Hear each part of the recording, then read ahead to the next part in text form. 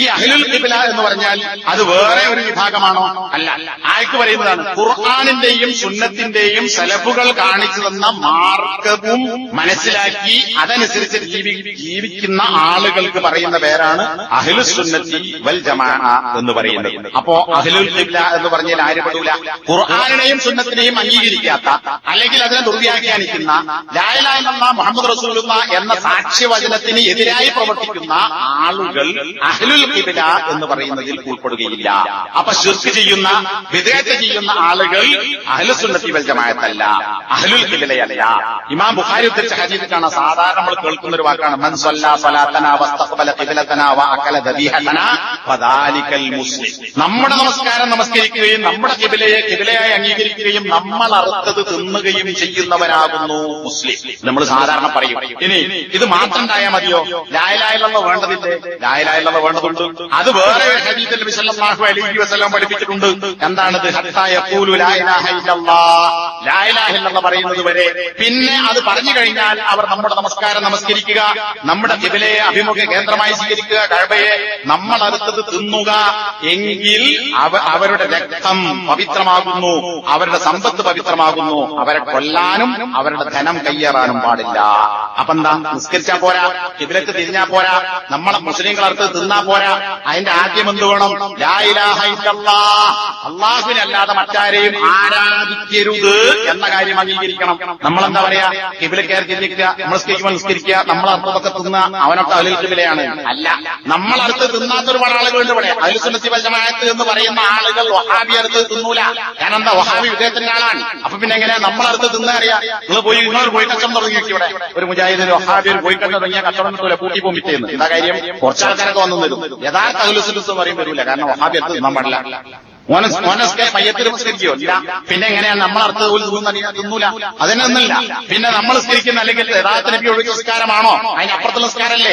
ജാറത്തിന്റെ അടുത്ത് പോയി നിസ്കരിക്കുന്നില്ലേ? അത് നമ്മൾ നിസ്കരിക്കുന്ന നിസ്കാരമാണോ? അല്ല. ജാറത്തിനടുത്ത് ജാറത്തിലുള്ള ആൾക്ക് വേണ്ടിയാണെങ്കിലും ഇനി അല്ലെങ്കിലും അള്ളാഹ്ക്ക് വേണ്ടി തന്നെയാണെങ്കിലും ജാറത്തിനടുത്തിൽ പോയി നിസ്കരിക്കുന്നത് തെറ്റാണ് എന്ന് ശാഫി മദ്ഹബിലെ പണ്ഡിതന്മാരെ പഠിപ്പിച്ചിട്ടുണ്ട്. പിന്നെ എങ്ങനെയാണ് നമ്മുടെ നമസ്കാരം നമസ്കരിക്കുക എന്ന് പറയുന്നത്? ഇനി അതൊക്കെ പോട്ടെ, അതിന്റെ മുമ്പ് ഒന്നാമതുണ്ടാകേണ്ടത് എന്താ? അത് എല്ലാ കാര്യത്തിലുമില്ല. ബുഖാരി ഉദ്ധരിച്ച റിപ്പോർട്ടിൽ, ബുഖാരി ഉദ്ധരിച്ച 392 നമ്പർ ഹദീസിലും 393 നമ്പർ ഹദീസിലും ഇത് കാണാം. മൻ ഷഹിദ ലാ ഇലാഹ ഇല്ലല്ലാഹ്. ഇമാം ബുഖാരിന്റെ 393 നമ്പറിൽ പറയുന്ന ആദ്യം അതാണ്. നിസ്കാരവും ഖിബ്ലയെ അർത്ഥത്തിനു മുമ്പ് ലാ ഇലാഹ ഇല്ലല്ലാഹ് അംഗീകരിക്കുക.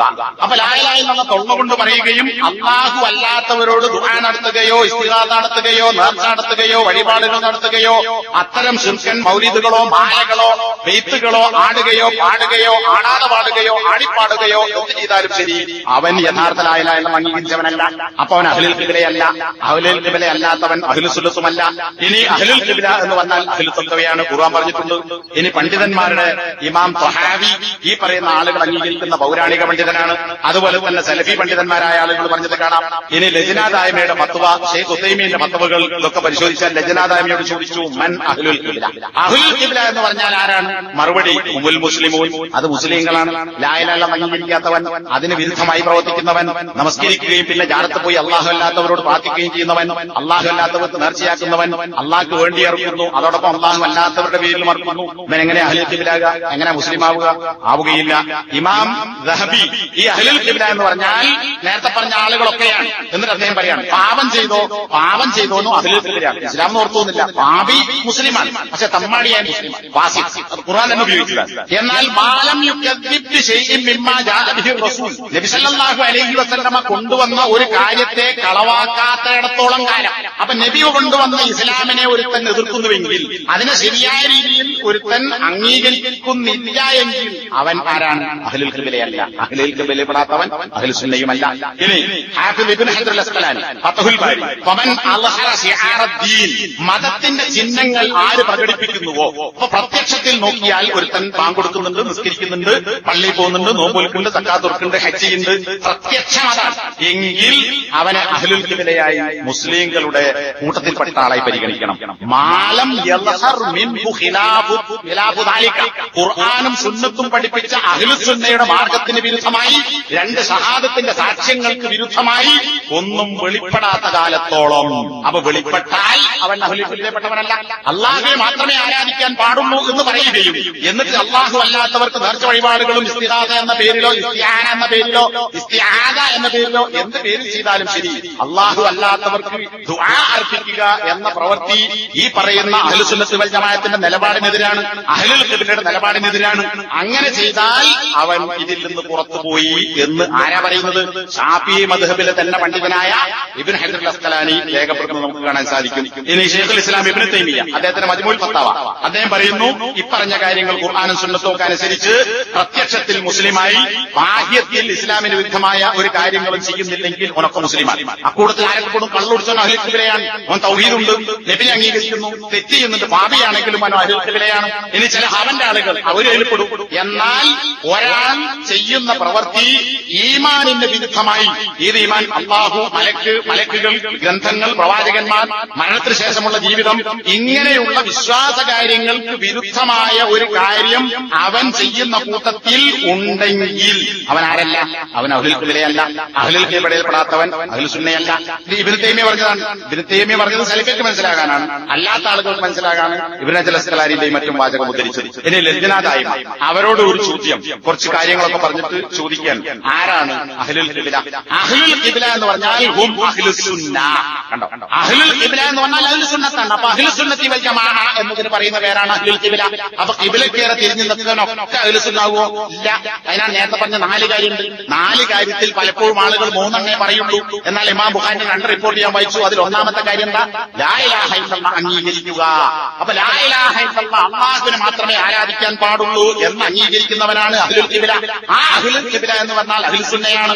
അപ്പോ തൗഹീദ് ഉള്ളവനെ അഹ്ലുൽ ഖിബ്ലയാവുകയുള്ളൂ, തൗഹീദ് ഉള്ളവനെ അഹ്ലുസുന്നയാവുകയുള്ളൂ. അത് മാത്രം പോരാ, അസ്സായിറൂന അലാ മൻഹജി റസൂലുള്ളാഹി സ്വല്ലല്ലാഹു അലൈഹി വസല്ലം വ അസ്ഹാബിഹി, നബിയുടെയും സഹാബത്തിന്റെയും പാതയേതോ ആ പാതയിലൂടെ സഞ്ചരിക്കുന്നവനും അവരെ പിൻപറ്റിയ താബീങ്ങളെ പിൻപറ്റുന്നവനും അവനാകുന്നു അഹ്ലുൽ ഖിബ്ല. ആ അഹ്ലുൽ ഖിബ്ലക്ക് പറയുന്ന പേരാണ് അഹ്ലുസുന്ന. ഇനിയോ ഒന്നുകൂടി നോക്കുമല്ലോ എന്റെ ഫത്വ. അപ്പൊ ഈ നാട്ടിൽ ആയാലത് എഴുതുന്നു, നമസ്കരിക്കുന്നു, ഖിബ്ലക്കടുത്ത് നിൽക്കുന്നു, അടുത്ത് തിന്നുന്നു, പ്രത്യക്ഷത്തിൽ അതാണ് കാണുന്നത്, പുറത്തൊരു ശിർക്കും കാണുന്നില്ല, ലാ ഇലാഹ ഇല്ലല്ലാഹ് മുഹമ്മദ് റസൂലുള്ളാഹി എന്ന സാക്ഷ്യത്തിനെതിരായി ഒന്നും കാണുന്നില്ല. എന്നാൽ ഒരാളിൽ നിന്ന് ലാ ഇലാഹ ഇല്ലല്ലാഹ് പറഞ്ഞ നമസ്കരിക്കുന്ന ഖിബ്ലക്കേറെ തിരിഞ്ഞു നിൽക്കുന്ന ഒരാളിൽ നിന്ന് ലാകിൻ മൻ അമല നാഖിലൻ മിൻ നവാഖിദിൽ ഇസ്ലാം, ഇസ്ലാമിനെ പൊളിച്ചു കളയുന്ന കാര്യങ്ങളിൽപ്പെട്ട വല്ല കാര്യവും ഒരുത്തനിൽ നിന്ന് പ്രകടമായാൽ, അപ്പൊ എന്താ പറഞ്ഞത്? ഇസ്ലാമിനെ പൊളിച്ചു കളയുന്ന കാര്യം അതൊരുത്തനിൽ നിന്ന് പ്രകടമായാൽ, ആരിൽ നിന്ന്? ലാ ഇലാഹ ഇല്ലല്ലാഹ് ചിന്തിച്ച അഹ്ലുസുന്നത്ത് വൽ ജമാഅത്തിൽപ്പെട്ട അഹ്ലുൽ ഖിബ്ലയിൽപ്പെട്ട ഒരാളിൽ നിന്ന് ഇസ്ലാമിക കാര്യങ്ങൾക്ക് വിരുദ്ധമായ വല്ലവനും ചെയ്താൽ ഫഹുവ കാഫിറുൻ, ഓൻ പിന്നെ അഹ്ലുസുന്നയല്ല, അഹ്ലുൽ ഖിബ്ലയല്ല, സുന്നത്ത് ജമാഅത്തല്ല. എന്നൊരു ഉദാഹരണം പറയാണ്. എന്താ ഉദാഹരണം? കമൻ യസ്തഗീഥു ബിൽ അംവാൽ, മരിച്ചവരോട് ഇസ്തിഗാസ നടത്തുക.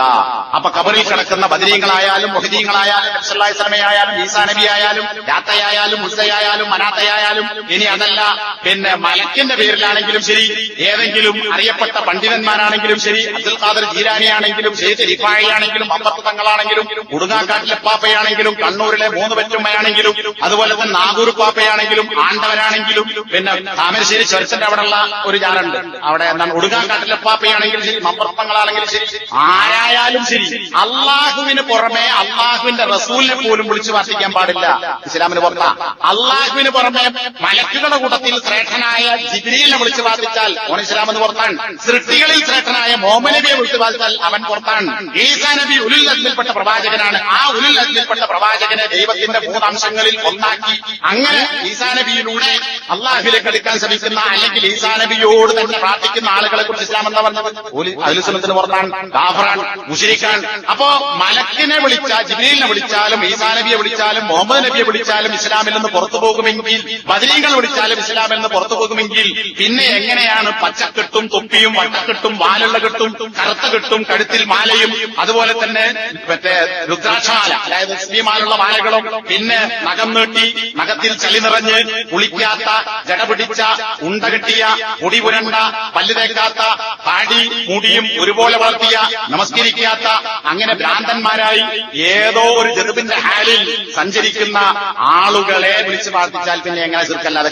നബിനെ വിളിച്ചാൽ ശിർക്കാകുമെങ്കിൽ പിന്നെ എങ്ങനെയാണ് ഈ ഭ്രാന്തന്മാരുടെ കൂട്ടത്തെ അവ ജീവിച്ചവരാണെങ്കിലും മണ്ണിനടി കിടക്കുന്നവരാണെങ്കിലും? അതുകൊണ്ട് അവിടെ പറഞ്ഞത് കമൻ യസ്തഗീസു ബിൽ അംബാത്ത്. ആ അംബാത്ത് എന്നാൽ നബി പോലും പെട്ടു. നബിന്റെ താഴെ ബാക്കിയുള്ള ആളുകൾ. അബൂ സിദ്ദീഖിനെ വിളിച്ചാൽ അതും അങ്ങനെ തന്നെ.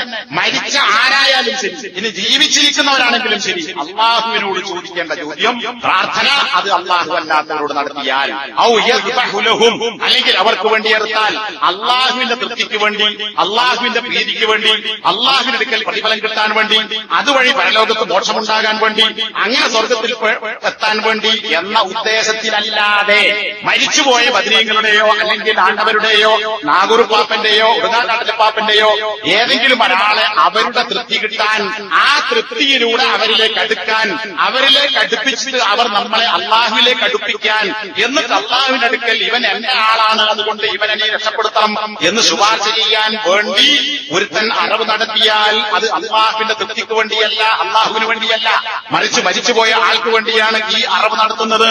പിന്നെ അള്ളാഹുവിനെ റസൂലിനെയോ ചീത്ത പറയുക, മതത്തെ പരിഹസിക്കുക, അങ്ങനെ വിശദീകരിക്കുന്നുണ്ട്. ഇതൊക്കെ ചെയ്താൽ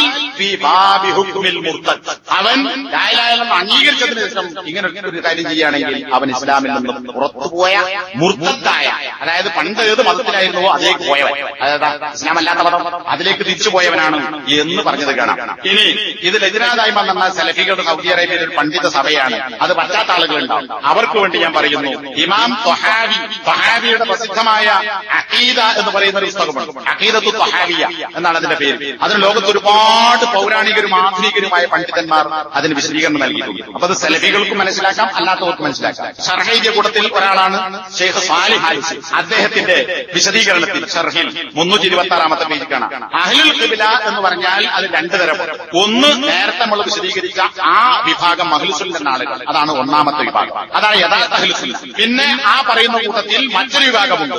ആ വിഭാഗം ആളുകളാരാണ്? ഇസ്ലാമാണ് എന്ന് ഇസ്ലാമിലേക്ക് ചേർന്ന് നിൽക്കുന്ന പറയുന്ന എല്ലാ ആളുകളും, അവരൊക്കെ നമുക്ക് അഹ്ലുസ് സുന്നയായി സ്വീകരിക്കാം. മുസ്ലിങ്ങളാണെന്ന് പറയുന്ന എല്ലാവരും. പക്ഷേ ആ കൂട്ടത്തിൽ എന്തുണ്ടാകാൻ പാടില്ല? എന്തുണ്ടാകാം? ഒരു പക്ഷേ കാനബീഹി മുഖഫിറുൻ ബാത്തിനൻ, അവന്റെ മനസ്സിന്റെ ഉള്ളിൽ ഇസ്ലാമിൽ നിന്ന് പുറത്താക്കുന്ന വല്ല കുഫറും അവനെ ഉണ്ടാകാം. അത് നമ്മൾ കാണൂല. നമ്മൾ കാണാതെ ഒരുത്തന്റെ മനസ്സിൽ ശിർക്കൻ വിശ്വാസമുണ്ട്, അവൻ നമുക്ക് തിരിച്ചറിയാൻ പറ്റില്ല. പക്ഷെ അവന്റെ പ്രത്യക്ഷം ഇസ്ലാമാണെന്ന് പറയുന്നു, പുറത്തൊന്നും കുഫറില്ല, അവനെയും അഹ്ലുൽ ഖിബ്ലയിൽ ഉൾപ്പെടുത്താം.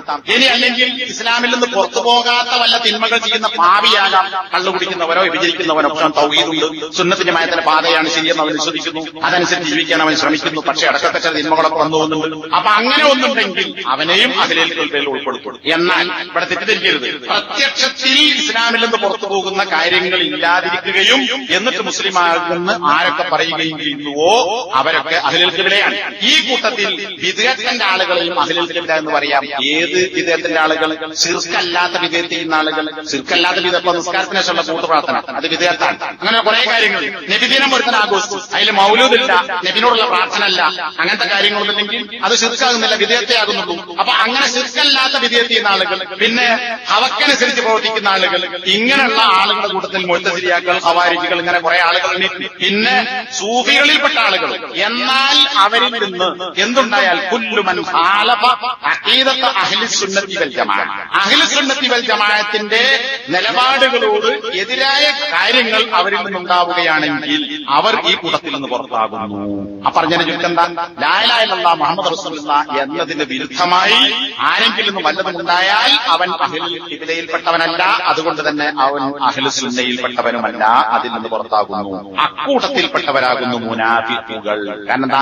മുനാഫിഖുകൾ കാപട്യ ഉള്ളിലുണ്ട്, പുറത്തും അവർ പ്രകടിപ്പിച്ചിട്ടില്ല. ഉള്ളിലുള്ളതുകൊണ്ട് തിരിച്ചറിയാൻ പറ്റില്ല, പലപ്പോഴും ചിലപ്പോൾ പുറത്ത് കാണിക്കൂല. പുറത്തും അത് പ്രകടമായാൽ അതിന് അടയാളം കൊണ്ട് തിരിച്ചറിയാൻ സാധിച്ചാൽ അവനും ഇതിൽ നിന്ന് പുറത്താകുന്നു. അപ്പോ ഈ പറഞ്ഞ ഉത്തരങ്ങളെല്ലാം ഇങ്ങനെ ഒരുപാട് വിശദീകരണങ്ങൾ നമുക്ക് കാണാൻ സാധിക്കും. അപ്പോ അഹ്ലുൽ ഖിബ്ല എന്ന് പറയുമ്പോ ഖിബ്ലക്കേറെ തിരിഞ്ഞ് നിസ്കരിക്കുക, നമ്മൾ അർത്താലാക്ക് കൊണ്ടുപോയി തിന്ന, ഇവനൊക്കെ അഹ്ലുൽ ഖിബ്ലയാണ് എന്ന് വിചാരിക്കേണ്ടതില്ല. ചുരുക്കത്തിൽ അഹ്ലുൽ ഖിബ്ല എന്നതടക്കം സലഫി എന്നത്, തായിഫ മൻസൂറ, ഫിർഖ നാജിയ എന്നൊക്കെ പറഞ്ഞത് പറഞ്ഞത് അഹ്ലുസുന്നത്തി വൽ ജമാഅയാണ്. ആ അഹ്ലുസുന്നത്തി വൽ ജമാഅ എന്ന് പറഞ്ഞാൽ യഥാർത്ഥ ഇസ്ലാമിന്റെ ആളുകളാണ്. ഇനി നിങ്ങൾക്ക് പരിശോധിക്കാം, ഇതിനപ്പുറത്ത് ആര് എന്ത് പറയുകയും വിശ്വസിക്കുകയും ചെയ്യുന്നുവോ അവരൊക്കെ അഹ്ലുൽ